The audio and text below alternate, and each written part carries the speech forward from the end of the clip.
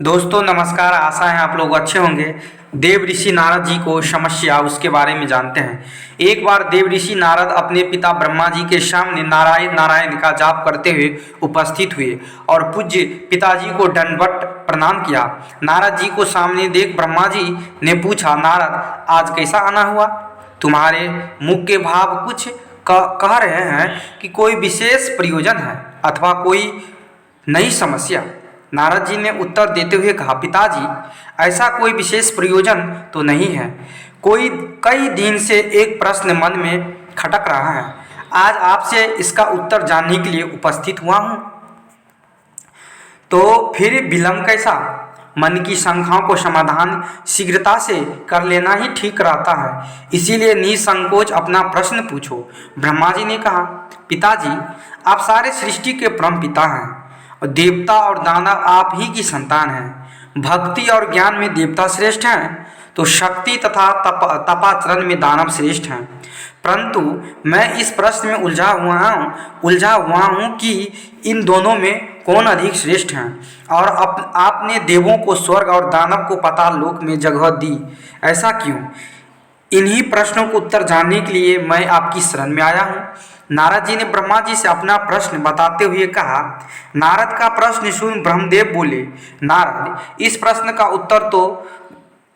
उत्तर देना तो कठिन है और इसका उत्तर मैं नहीं दे पाऊंगा, क्योंकि देव और दानव दोनों ही मेरे पुत्र हैं एवं अपने ही दोनों पुत्रों की तुलना अपने ही मुख से करना उचित नहीं होगा। लेकिन फिर भी तुम्हारे प्रश्न का उत्तर ढूंढने मैं तुम्हारी सहायता कर सकता हूँ। तुम आज ही देवों और दानव दोनों को मेरी ओर से भोजन का निमंत्रण भेजो। कल ही हम उनके लिए भोज का आयोजन करेंगे और कल ही तुम्हारे प्रश्न की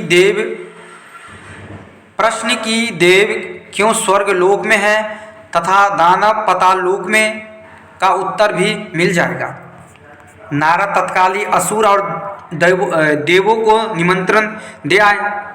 दूसरे दिन दानव ब्रह्मलोक में भोजन का आनंद लेने के लिए पहुंच गया और उन्होंने पहले पहुंचने के लिए कारण भोजन की पहली शुरुआत खुद से करने की ब्रह्मा जी से आग्रह किया।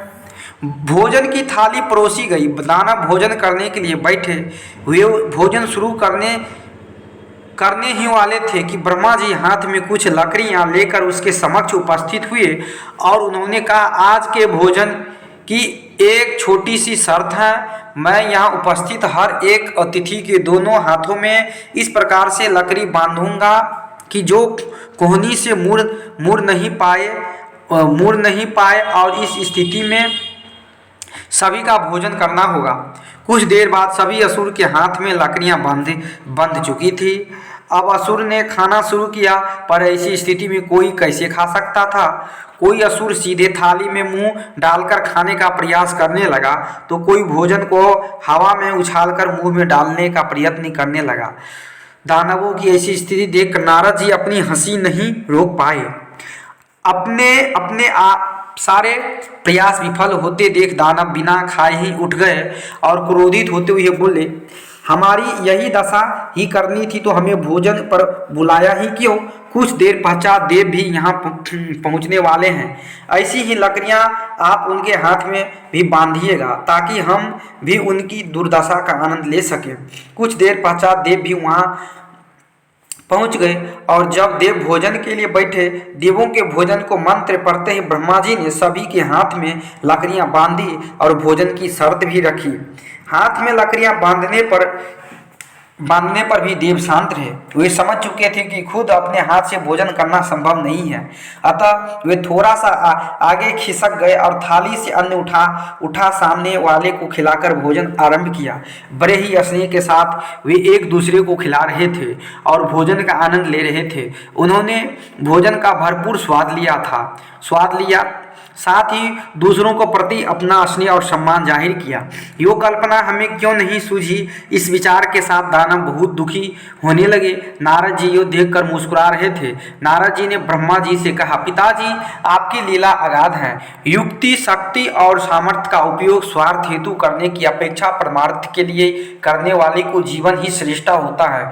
दूसरों की भलाई में ही अपनी भलाई है। यो आपने 100 प्रमाण दिखा दिया और मुझे अपने प्रश्नों का उत्तर मिल गया। ब्रह्मा जी को सब ने प्रणाम किया और वहाँ से विदा ली।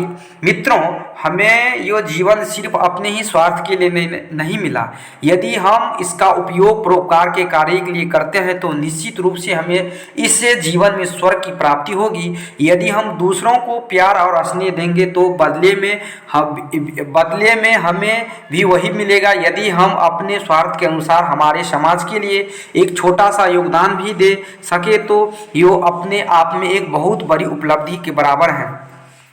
दोस्तों, चैनल को सब्सक्राइब कर लाइक जरूर कर दीजिएगा। फिर अगली वीडियो में आपसे मिलते हैं, तब तक के लिए राधे राधे।